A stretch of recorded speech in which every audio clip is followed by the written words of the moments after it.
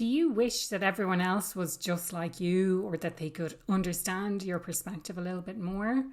My guest on the award-winning Happier at Work podcast today is Ali Dunn, and we talk about personalities at work, specifically from the perspective of the Enneagram.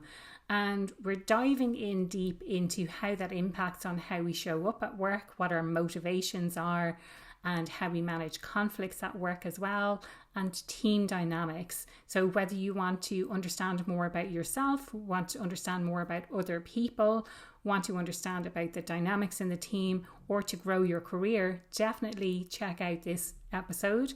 And do let me know what you think below in the comments, and don't forget to subscribe to the channel.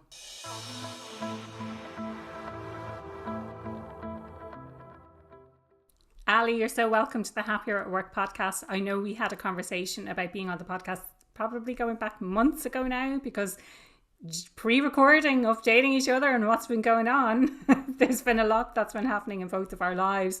So you're so welcome to the Happier at Work podcast. I'm really pleased to have you as my guest today. Do you want to let people know a little bit about your background and how you got into doing what you're doing? Yes, I would love to. Thank you so much for having me. It really is an honor to be here. Yes, so my name is Ali Dunn, and I'm a leadership and Enneagram coach, and I live in the San Francisco Bay Area. Originally from Canada, but have lived in the US now for almost 18 years. And my career started in sales, which in the fashion industry, which is interesting. So I worked in wholesale. I did some buying, some traveling. And when I was in my 20s and early 30s, it was a dream job. I got to travel, go to different places and meet new people. And also ran a team. I was working in a small organization, and I really fell in love with leadership. I really fell in love with leading my team, working with the women in my office. We were an all-women office, and really just helping people, with their confidence, their self-promotion, and helping them live the lives that they want to. One of the things that I struggled with, though, when I was working in sales was the idea that everything is about the bottom line. And so what I found is that there was a purpose misalignment. So I had this idea of relationship building.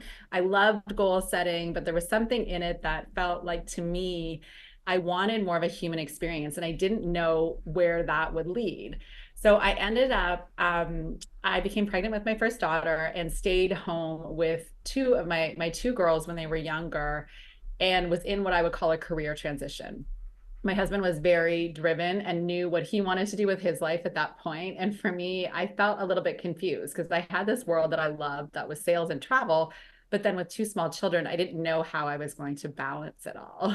So I went on my own self-development journey and ended up working with a coach. I joined a women's group of women who are in transition and trying to find out their next step, and realized that we are all in the same boat. We don't have the answers, but there's a longing for more. So I wanted to figure out my more. And then B, the part that I loved about work and sales was really the relationship development and the success of my clients. So I kind of took the love of seeing my clients succeed and moving it more into that personal and professional transformation, and launched my own coaching business.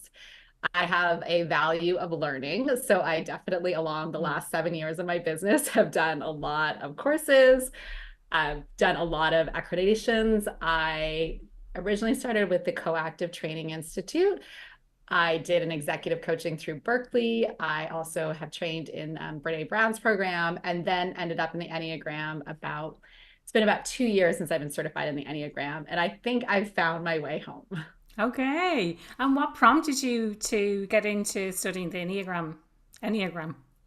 Well, what happened is, when I was doing, and I think we've all done this in the workplace, we've done, our DISC, we've done Myers-Briggs, we've done a lot of different assessments. And I've always used assessments to help my own personal and professional growth. I mean, even starting as a 12-year-old girl and doing the quiz in back of Cosmo magazine, right? Like, who am I? What type of person am I? Or my favorite date. And what I found with the Enneagram was that because it measures your motivation, it unlocked this whole area for me of my why.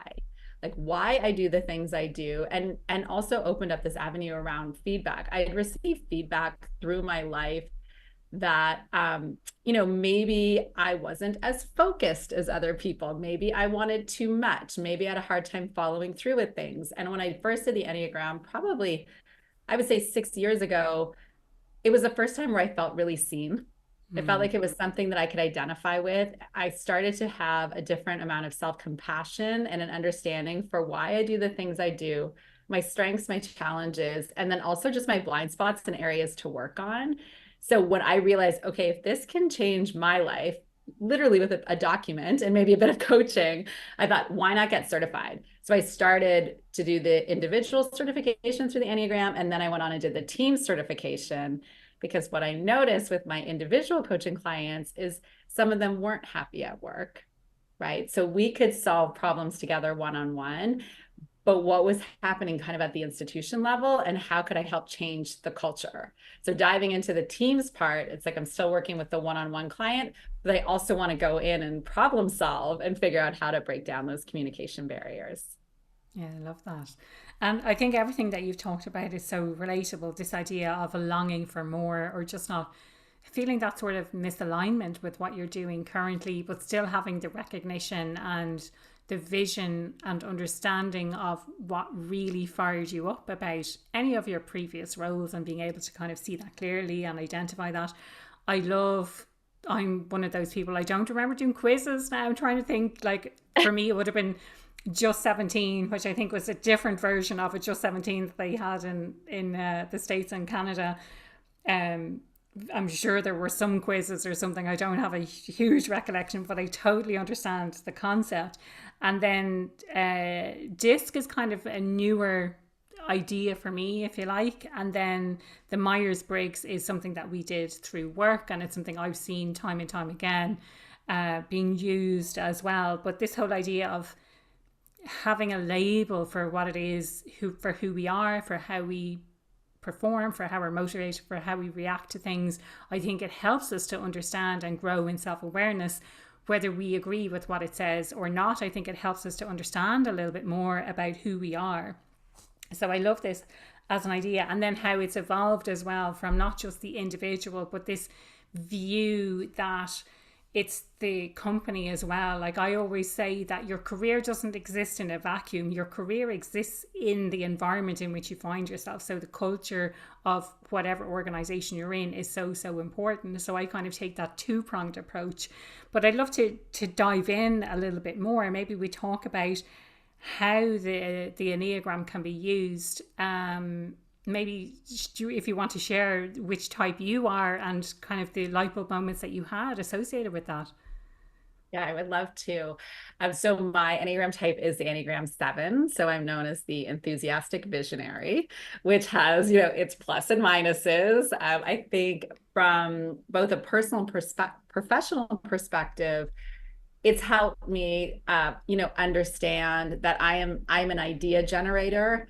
I am a brainstormer. I am a big picture thinker. I'm someone who holds a high vision for the people in my life, for my, the people I work with. And so I'm always kind of thinking bigger and brighter.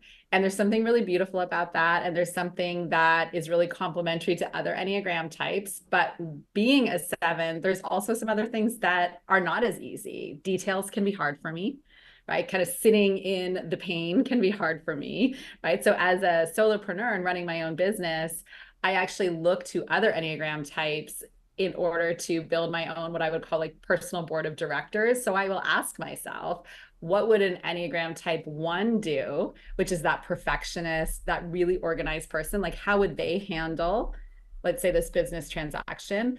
I lean into the Enneagram 5, which is the specialist, and they're knowledge seekers. So their motivation is to understand. And so they go deep into data and information, whereas a 7, I'm very broad. So if I could build my own little, personal team, and if I was going to scale my business, I would love the 1, and I would love the 5 to be part of the trifecta. I love that. I love that whole perspective, and this idea of having your personal board of directors based on. So I know, like, if I think about the people that you need specifically within your network, it's like you want someone to challenge your thinking, you want someone who's a cheerleader, you want people to play these different roles. But I think this is a different way of thinking about it. You want to bring people's unique strengths to the fore and allow them to to bring their best work so that you can do your best work while focusing on that big picture and not getting bogged down by the details and the going into the deep knowledge and expertise. It's like, no, I'm strictly up here doing the visionary stuff. Exactly. Yeah, I love that. Yeah, it's so true. And I think, there's 9 types in the Enneagram. And I like the way that you kind of had said cheerleader. If you think about kind of even almost like the purpose of the role of each of those 9 types, I mentioned the perfectionist. And then we have a type 2, which is that relationship builder. So we all want one of those on our team, right? That person that cares about the human connection or experience. Our type 3s are the achievers. So they're going to the goal line, right? They're on target. They're doing their thing. Type 4s are the creatives. And it's really interesting because I worked with a company recently and they were, a well-known larger kind of corporate organization, and they had a ton of 4s on their team. And I hadn't seen that before. And it was really incredible to witness because the 4s are these creative, like deep sea diver thinkers, and they work when there's meaning present. And I just was so astounded that in this like corporate environment, they found this team and this place to call home that was full of meaning and purpose for them. And then we have our 5s, which I mentioned, which are our data specialists. And then the 6 is the loyal skeptic. So a 6 is someone who does the risk analysis. So everyone does need a 6 on their team as well. Like I could also probably add the 6 to my board of directors before I leap into, the unknown. And then our 7s, I mentioned, is me. Our 8s, they can be called the leader or the controller. And that 8, I see a lot of 8s in like the executive leadership suite, just because they tend to be so driven. They want to control the outcomes. They have what I would call like that typical kind of boardroom or corporate personality, and that's often when I work with the team dynamics, what I'm trying to break down a little bit when I'm thinking about inclusivity and allowing our introverts and extroverts to mesh and kind of opening up, different perspectives with the 8. And then the 9 is our last Enneagram type, and that's the peacemaker. And I always think the 9 is the one that's kind of holding everyone together, collaborating, but they also have a fear of conflict. So they have a tendency to sit in the back row. Brilliant. Before we go into understand a little bit more about the different types, you mentioned about bringing introverts and extroverts together. Is there any relationship between the different types and being an introvert or extrovert? So is there any research to suggest that someone who is, I'm looking specifically maybe at the one that's very data heavy, like does that tend to be more higher indexing on, say, introversion or something like that? Or is there anything to say that? Or is it not to say that it's split down the middle, but maybe there's not a cut and dry relationship between them? Yeah. And I think what's interesting is I haven't done the full research on that as being a 7, but I have had, let's call it experiential research. And what I've noticed, I've even seen, like when you talked about the specialist, the 5, I've done a team building workshop in person where the 5 has actually sat outside of the circle. Like it can be that evident that they are removing themselves. They like to set boundaries and they're internal, that they don't want to be part of the equation. They don't necessarily want to be called on, right? So learning how to value their differences, learning how to value the way that they think, because they're heavy thinkers. Because within the Enneagram as well, we talk about kind of like the head, heart, and body types. And so our head types are 6 and 7s and 5s. And so everything kind of is filtered through the brain first, right? Where if you have like a 2, for example, is a heart type, everything's filtered through the emotions. So I think that can play as well in the introversion and extroversion. So if you're more heady, even though a 7 is, you might be more likely to be quiet. I can kind of sense in a room, again, I am a feeler, but I can sense in a room the type sometimes when I go in, just based on that, because of that introversion and extroversion and then desire to be seen. And then some people just don't want to be seen. And so the work, even at the individual level with a 9 per se, is to help them be seen. Right? They don't want conflict, so they're not going to necessarily insert themselves in the equation, but they are the person that gets feedback all the time that says, please insert yourself into the equation. And so it's hard for them, right? So we're kind of always working on that. People want to hear your voice. People want to hear what you have to say. So get involved more. That's kind of the feedback for them. Lean in. It's interesting, Ali, because as you're going through those different types, I'm kind of thinking, I'm like, oh yeah, I can relate to that. Oh, I can relate to that. I can relate to that. I can relate to that. And I can relate to that. So, because people are listening today and they're not necessarily going off and they're going to take a quiz straight away, because I know you can take online assessments. I know there's lots of different tools that you can use, maybe some better than others. I'm not sure your opinion on that. But if someone is listening today and they're trying to decipher which one they are, is there anything that really sets them apart? Or if there's one in particular that someone is thinking, oh, that could be me, but how do they know for sure? Yeah, and I always attribute it to motivation, right? Okay. So there's an exercise I often do at the beginning of a workshop, which will be, someone is mowing the lawn at 6 a.m. in the morning, your neighbor, it's so loud. And it's like, why would they be doing this? And I'll ask the whole room and get these different opinions. And some people will say, like, oh, they're having company in the afternoon and they want to make the house perfect. A different type, and that might be a 2. A different type, like a 7, might say, oh, they have a party to go to and they want to get things done before the party. Someone who's an 8 might say they hate their neighbor, right? So it's just kind of interesting, right? Like the responses that come up. And so what I like to share is that we're all maybe faced with the same problem, or we all have the same goal, but the motivation is how we go about doing it. So I think when you're asking yourself, okay, what type might I be? You have to align with your motivation. So at baseline, like a 1, their motivation is to do the right thing. Mm. So do not be late with the 1, like do the right thing. That's the motivation. The 2 is about connection and relationships. They live for connection. A 3 is to win and to be successful. A 4 is to be original. A 5 is to understand. A 6 is for security, like to feel safe. A 7 is to experience it all, or freedom. An 8 is to control. And then a 9 is harmony.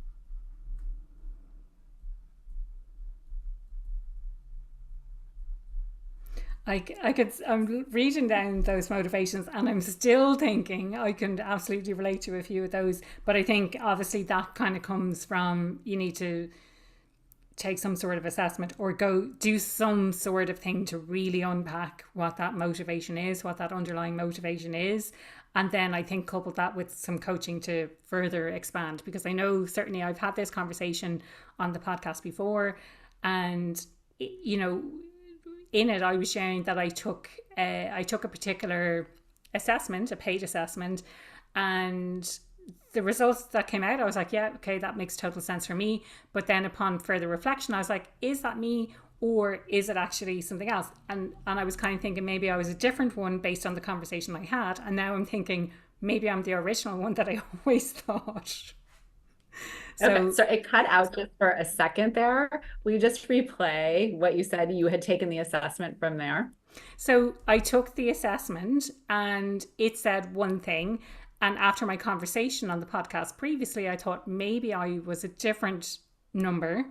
And then after my conversation with you, I'm thinking maybe I'm the original number from when I took the assessment. So I think for me, it kind of shows that it's potentially an ongoing process, and you need to dig a little bit deeper with someone's expertise, dare I say, to fully understand and I suppose how to utilize this. So there's obviously strong aspects and more there's strengths and development areas is what I was trying to say. There's strengths and development areas across all of these different types. Yes, exactly. And a couple of things on that for sure. So one, I am curious about your type, because I think I have seen where people are very high in 2 types. It doesn't happen often where they can't decide which ones they are, but I've seen between 2s and 9s, there's a lot of similarities. It's hard to break that down, or between 3s and 8s.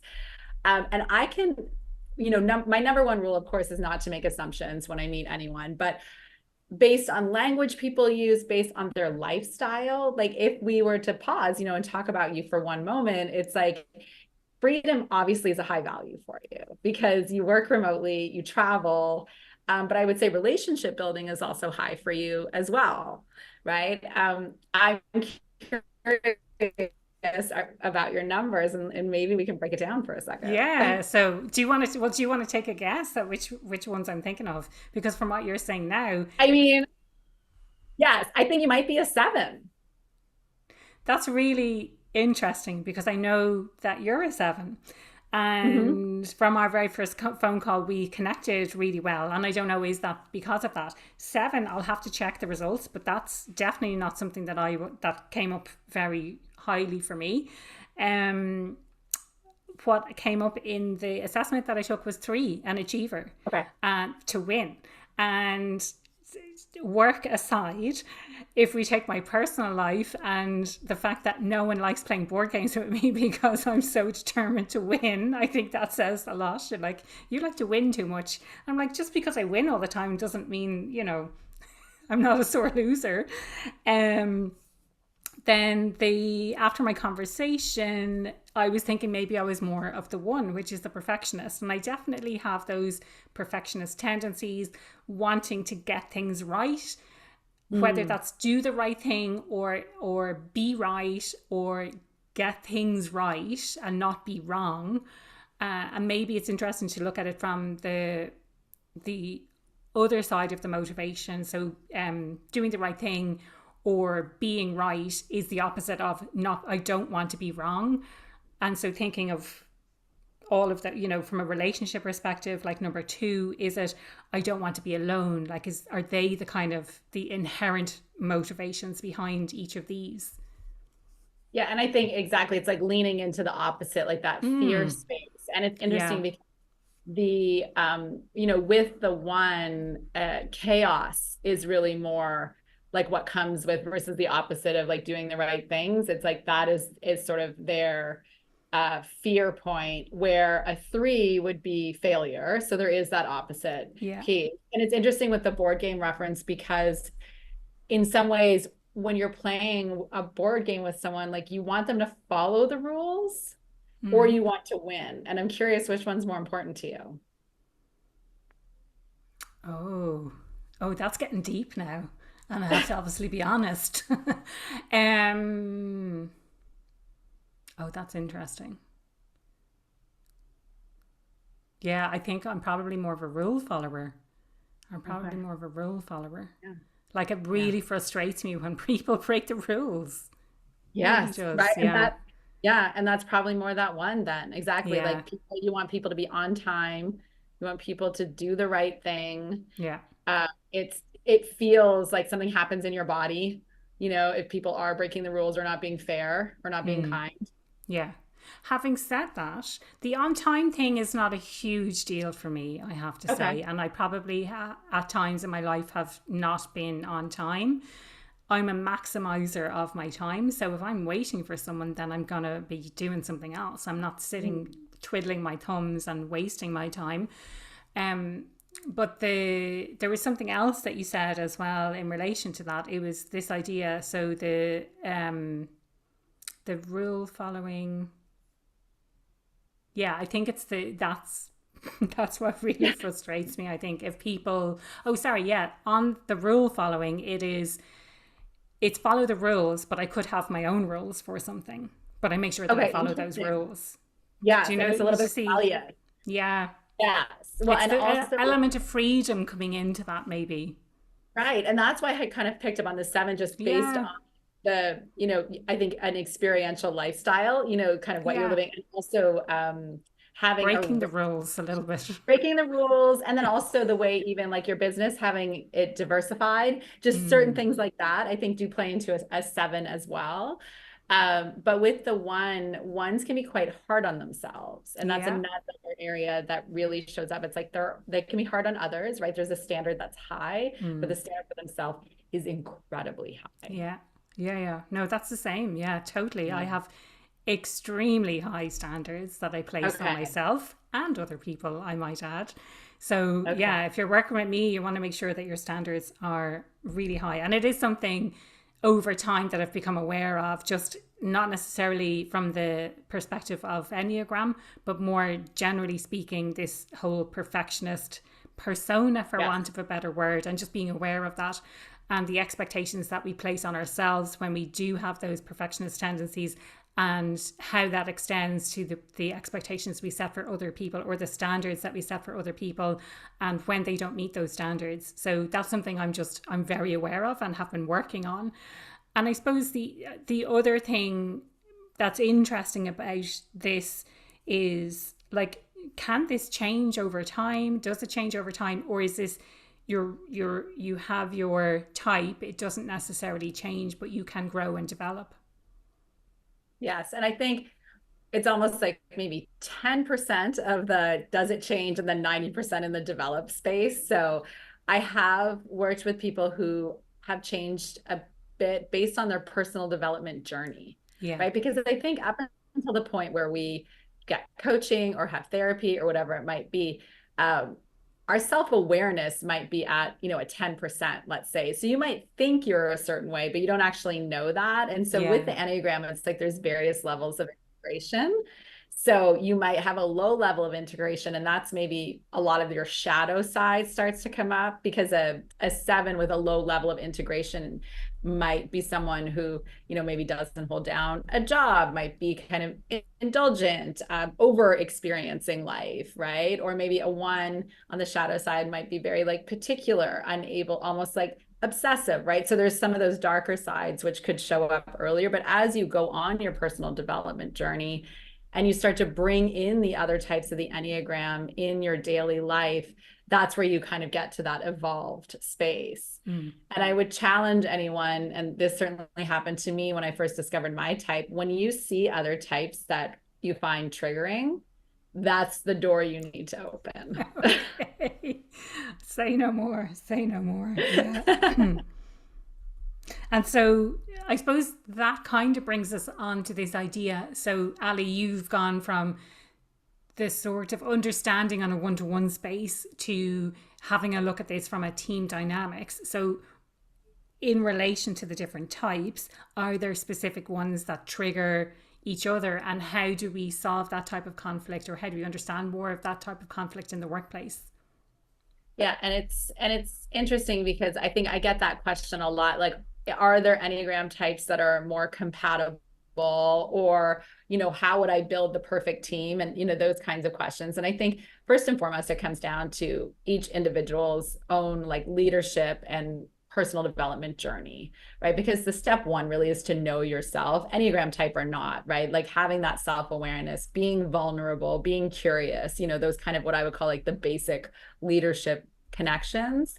But then beyond that, there are certain types that can clash more than others, simply because the way they see the world is different. And two types that come to mind right now are a type 5, which we talked about, that kind of needing to that deeper understanding, that cerebral type, that maybe more quiet type, and then an 8, which is a much more extroverted, kind of more dominant type. So if you think about that in a team dynamic, an 8 wants what it wants when it wants, right? So if you're working with an 8, it's like, this is the deadline. Sometimes 8, like their pace is so fast, they're already finished, and people are still over here kind of thinking and feeling. And so if you're a 5 and you're working with an 8, like there has to be a conversation of how you meet in the middle, and so a 5 might say, I'm an internal processor. I can meet you at the table, but I need to be able to go back to my cave.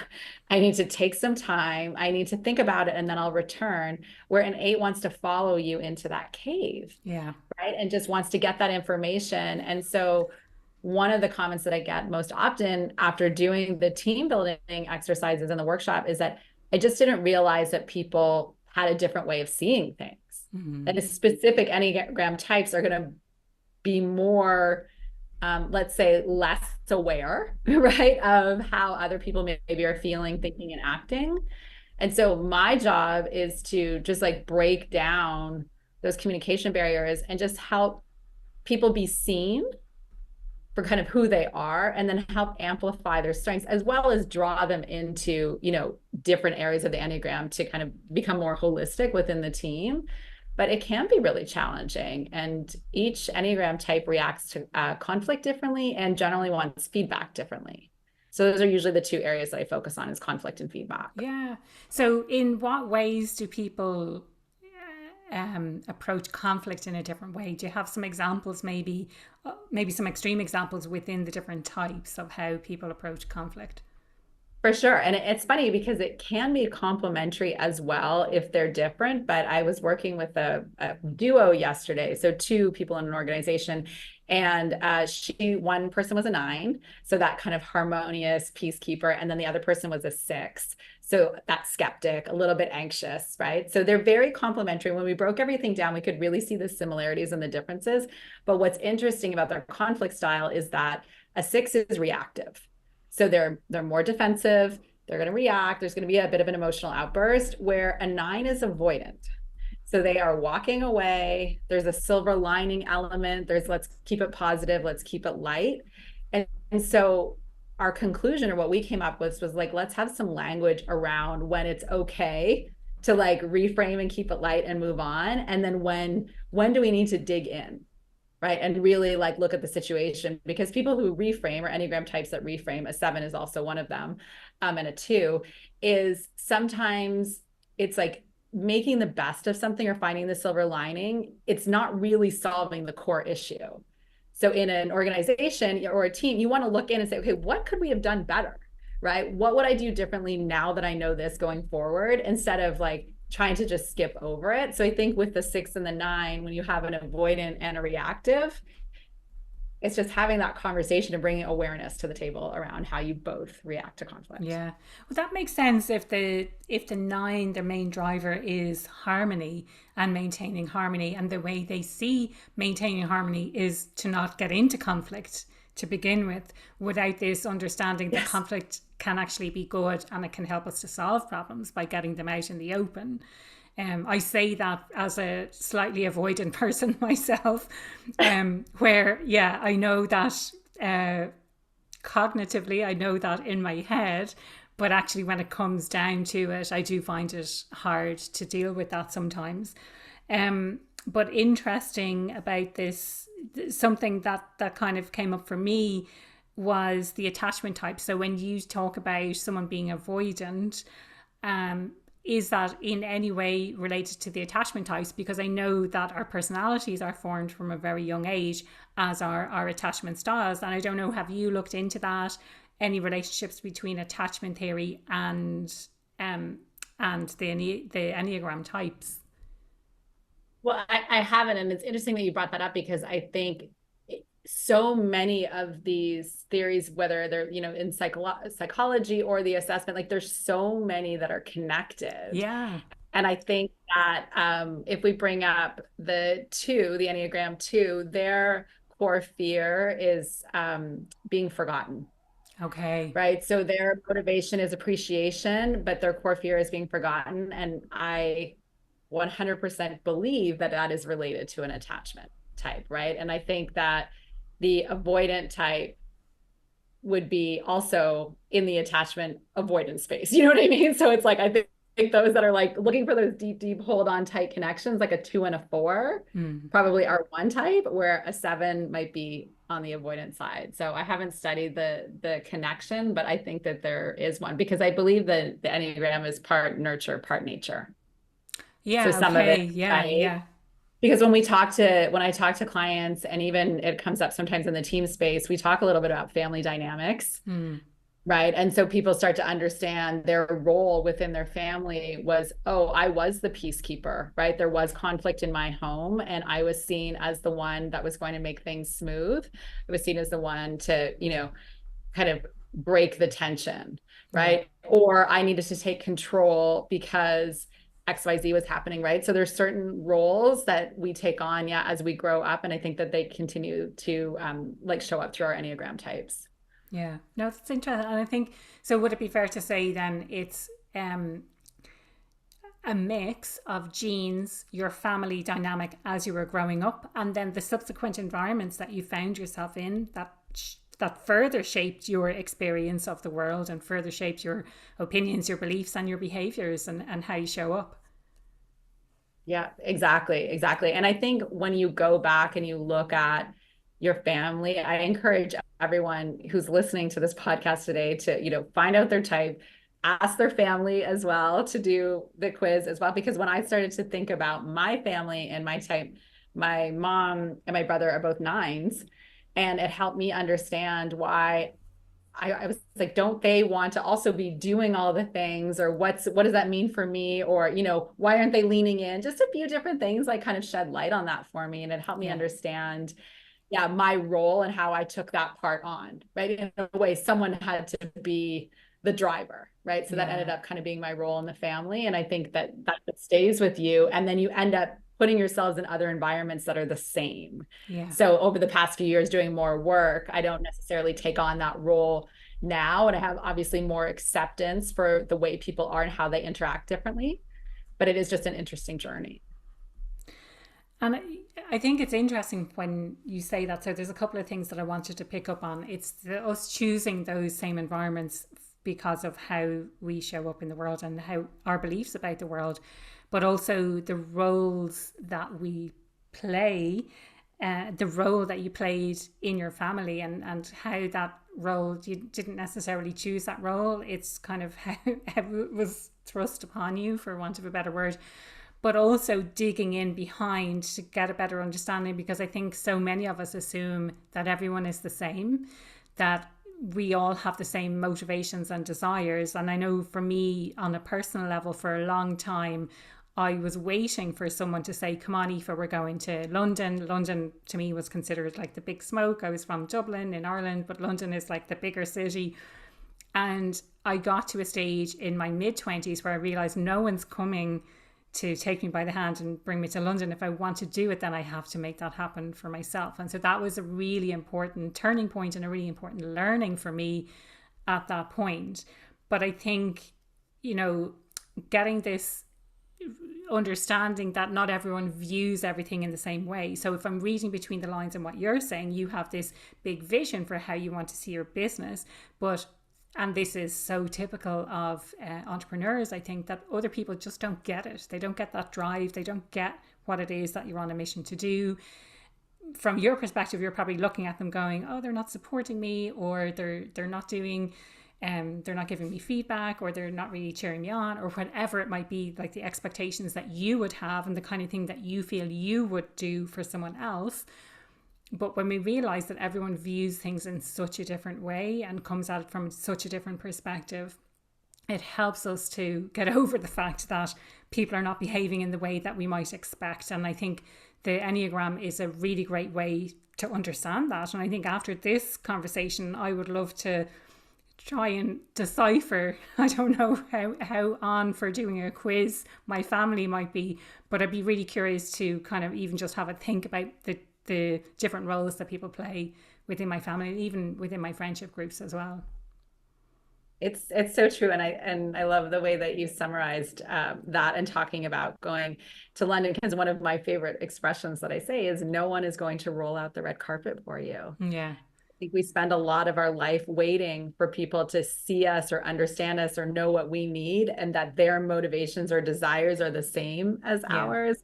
And it's not true. And like you, running my own business, I do think some people think I'm crazy, right? Or some people don't understand why I do the things I do. And that feedback piece of people always telling me to slow down, I'm doing too much, I'm doing too many things. I now understand that that's because they're uncomfortable with that. It doesn't mean what I'm doing is wrong or bad.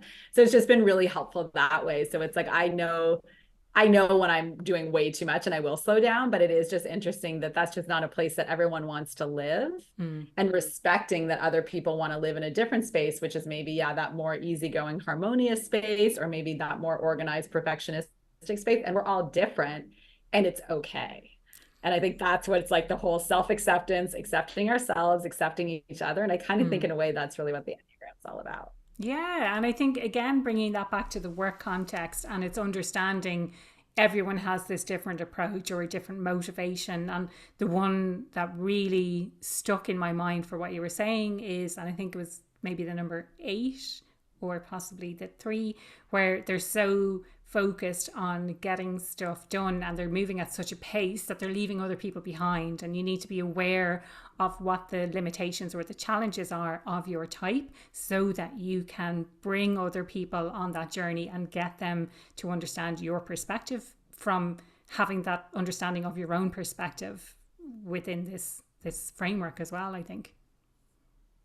Yeah, it's so true. Because I was the metaphor, the vision I have is, yeah, the 8 and the 3 are at the end of the race, but it's like, you need to slow down. You need to pick up the other people. You need to take a beat. You need to drink water, right? There's a whole thing that goes into that race, and it's not just about the finish line. And so kind of opening up the possibilities and expanding that for certain types. And then also calling on the other ones, like, it's okay to not stay in your head. It's okay to like get into action, right? There's a lot of other ways that you can kind of express yourself or step outside of your comfort zone. Yeah, love that. Love that. Ali, the question I ask everyone who comes on the podcast: what does being happier at work mean to you? I mean, it's so funny because my first instinct is to think of others and how they're happy at work, because that's the work I do to ensure people are happy. And I alluded that at the beginning of the conversation of making sure that the culture is great and that my clients are happy. But I think for me, what being happier at work means is being with people who have aligned values, shared purpose, and back to the Enneagram, having freedom. Brilliant, love that. And if people want to connect with you, if they want to learn more about what you do, what's the best place they can do that? They can head to my website, which is just alidunn.com. And I would love to hear from everyone who's listening today. Brilliant. Thank you so much for your time today, Ali. I absolutely love your energy. We had such an amazing conversation, and I can't believe how quickly the time has gone. I'm like, we could probably be sitting here talking about this all day, but in the interest of keeping it to a reasonable length, then we will end it here. But I really, really appreciate your time today. Thank you so much. Thank you so much for having me.